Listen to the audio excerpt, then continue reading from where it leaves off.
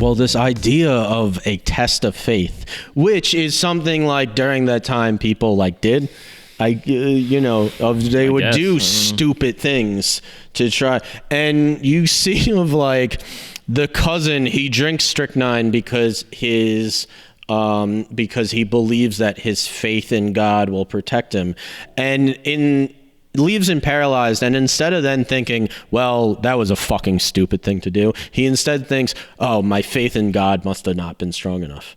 Or when the dude covers himself in spiders because he thinks that God's gonna protect him from not getting bitten, and then he does get bit and it blows up, he doesn't think of, well, maybe I shouldn't fucking cover myself in spiders. He instead think of just like, this is God telling me that like my faith isn't strong enough and I need to really push it and really prove to him, and that's what leads him to killing his wife.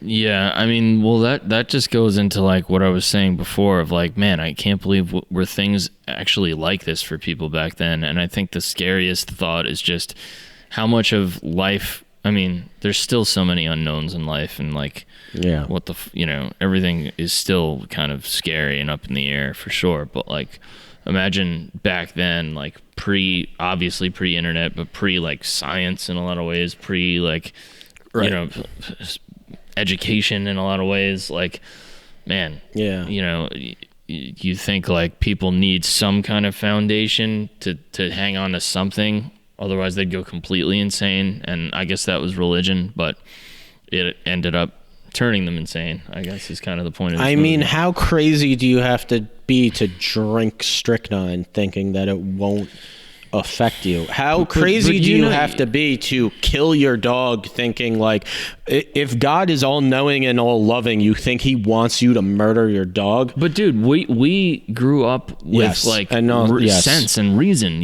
like, how was it back then? All you had to go on were these fucking stories of like biblical craziness. So I don't know, like, human beings are super malleable. We're really impressionable. That's another thing I was thinking of. Like, Willard kills the dog, and then like his wife dies pretty much right after.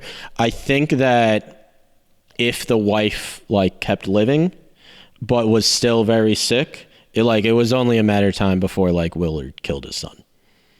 As like another, sacrifice to God. He would have just went further. He would have, like, because that's the thing of just like, I had a test of faith that didn't work, and I'm just going further into it.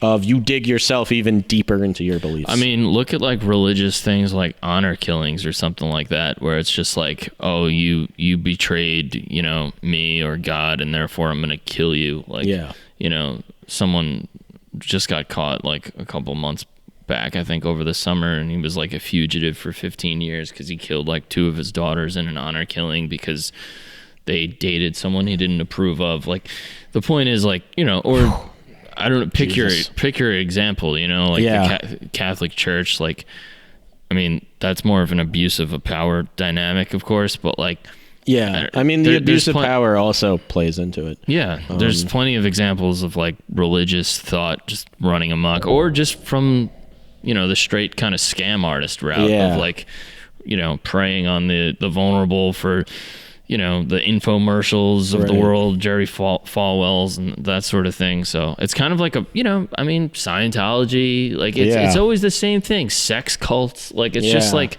preying on the vulnerable. I think that there's the draw is that people believe that this person in authority is closer to God. And you see that with Lorraine, because she's praying for her father to return, or at least to like know what happened, and she's constantly praying, but God is always silent because God is not going to bring back her father, and God's really not going to come down and like give her the answers of what happened. And she sees Robert Pattinson's character and is drawn to Robert Pattinson's character because he is closer to God. So she's had this relationship with God where she's been speaking to him and he's been completely silent. And then this man comes into her life, this abusive man comes into her life, who claims to be the voice of God.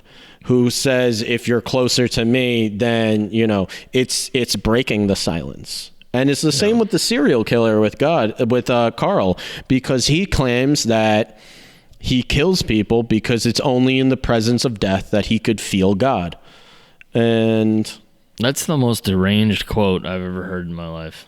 Yeah, the narrator says that. So if you remember that line, then you remember that there was narrating. But again, like the whole, like, what gives you the right to do exactly. that? Like, that's the problem with religion, where it's just like, that's another thing of just like, I need to be in the presence of death to feel closer to God. What about the dude you just killed? Don't they have the right to feel closer to God also?